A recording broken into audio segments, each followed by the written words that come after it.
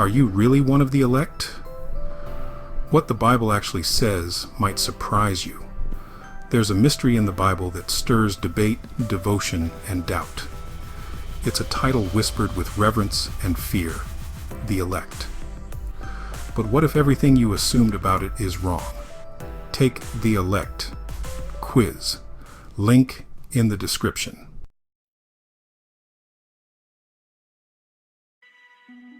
Ask a Christian if they're saved, and you'll get a confident yes. Ask if they're one of the elect, and things get quieter.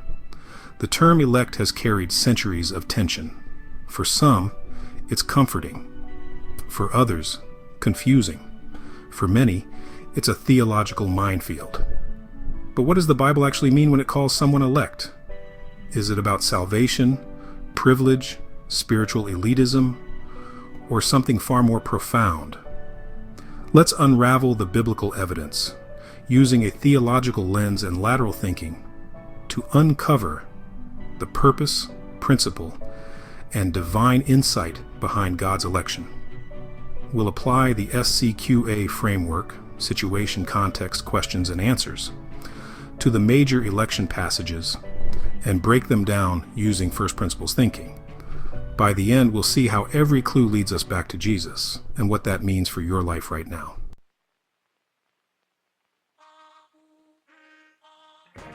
Before we jump into verses, let's strip election down to its core. At its root, to elect means to choose. In the Old Testament, Hebrew bahir, chosen. In the New Testament, Greek eklektos, picked out, selected.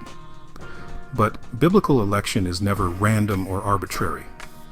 It's always intentional. God chooses with purpose. Vocational. God's chosen serve a mission. Missional. God's elect are chosen for the sake of others.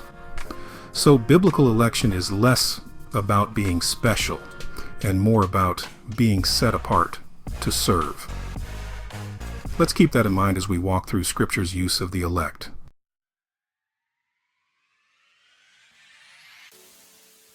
Isaiah 42:1, the elect's servant. Behold my servant, whom I uphold, my chosen elect, in whom my soul delights. I have put my spirit upon him. He will bring forth justice to the nations. Isaiah 42:1. Israel was in exile, broken and spiritually dry. They felt forgotten by God, unsure of their future. Isaiah introduces the servant of the Lord, a mysterious figure who embodies the destiny of Israel and brings hope to the nations. This is the first of Isaiah's 4 servant songs. Who is this servant? Why is he elect? What is his purpose?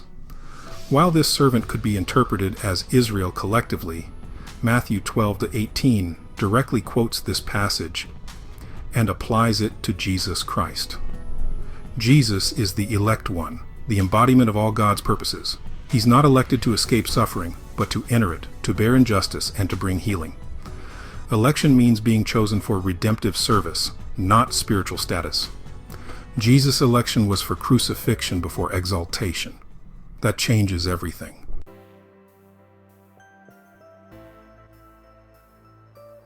Romans chapter 8, verse 33. Who shall bring any charge against God's elect? It is God who justifies. Paul is encouraging persecuted believers in Rome, Jews and Gentiles wrestling with suffering and insecurity. Romans chapter 8 is the crescendo of Paul's gospel symphony. It celebrates life in the Spirit, freedom from condemnation, and eternal security. Who are the elect here? What makes them immune to accusation? How is election linked to justification? The elect are those in Christ, both Jew and Gentile, who have responded to God's call by faith. They are not guiltless because of their record, but because of God's justifying verdict. Election is not about being flawless, but about being forgiven permanently. Election is rooted in the justifying power of God, not our works, heritage, or efforts. This turns religion on its head. It's not about climbing up to God, but being chosen by Him because of Christ.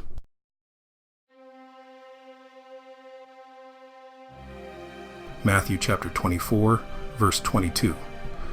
And if those days had not been cut short, no human being would be saved. But for the sake of the elect, those days will be cut short. Jesus is prophesying the coming destruction of the temple and the intense tribulation that will follow. This is part of the Olivet Discourse, where Jesus speaks of both near future events and ultimate eschatological realities. Who are the elect here? Why does God shorten days for them? Is this proof of pre-tribulation rapture? The elect are faithful followers of Jesus, enduring persecution and clinging to truth. God shortens the time of suffering for their preservation, to ensure the mission continues. Rather than escaping tribulation, they are sustained through it. God's election doesn't promise ease, it promises endurance. It's about God protecting His people, not pampering them.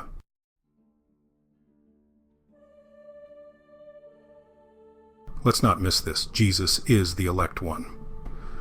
He's the chosen servant, as stated in Isaiah chapter 42.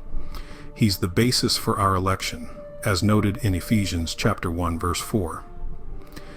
Every person who is in Christ shares in His chosenness. This changes the whole paradigm.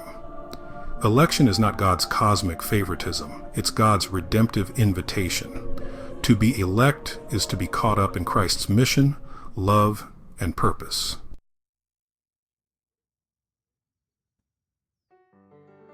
Election is not elitism. If you walk away with nothing else, let it be this. Election is never about exclusion. It's always about inclusion for the sake of others. Think of the elect throughout Scripture. Abraham was elected to be a blessing to all nations. Israel was elected to display God's holiness. The church is elected to show God's wisdom to the world, as it says in Ephesians chapter 3, verse 10. Every time God elects someone, it's to become a conduit, not a cul-de-sac of grace.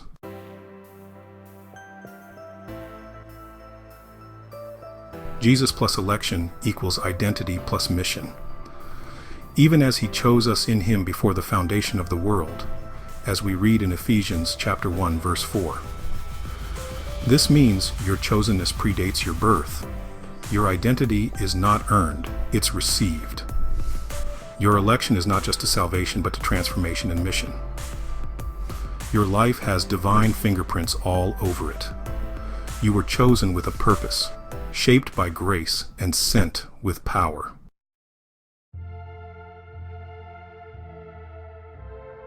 The tension. Can you be certain you're among the elect? Here's the scary tension in all of this. We can't look at someone and see elect written on their forehead. And many struggle with spiritual insecurity, wondering if they've truly been chosen, but Scripture gives a surprisingly clear grid. Therefore, brothers, be all the more diligent to confirm your calling and election, as it says in 2 Peter chapter 1, verse 10. In other words, you can know, not by guessing, not by obsessing, but by growing. Peter gives a list of traits that confirm election: faith, virtue, knowledge, self-control, steadfastness, godliness, brotherly affection, and love, as found in 2 Peter chapter 1, verses 5 to 7.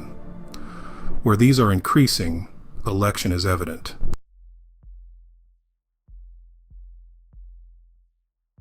How do you respond to God's election? There are three basic responses to the idea of election. Pride.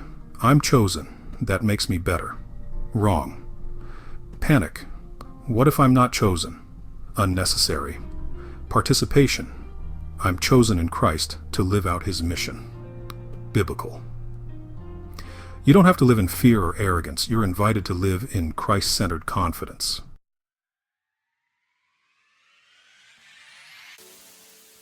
Two practical applications you can live today. First, steward your election with joyful responsibility.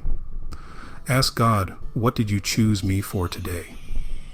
That might mean speaking life to someone who's struggling, forgiving an enemy when it's easier to ghost them, or sharing the gospel with boldness and love. Your election isn't a trophy, it's a tool in God's hand. Second, let God's justifying grace silence your accusers. Stop rehearsing your past sins. Stop obsessing over people's opinions. If God has justified you, who can condemn you? There is therefore now no condemnation for those who are in Christ Jesus. Romans chapter 8, verse 1. Election means your security is anchored in the unchangeable will of God, not the shakiness of your feelings.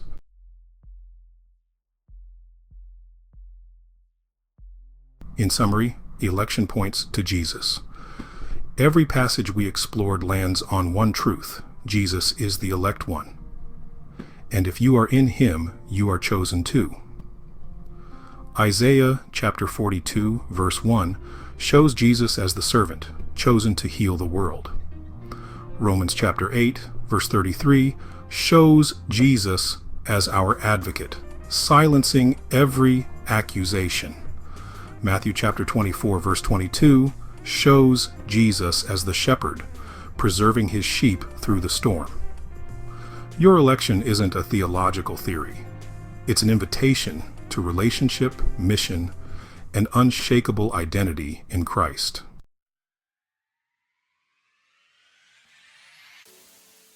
Ready to test your understanding? Want to see if your view of election lines up with Scripture? Take the quiz, link in the description.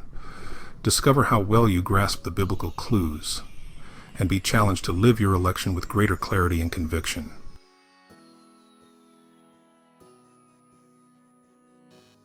Final thought: God didn't choose you to sit.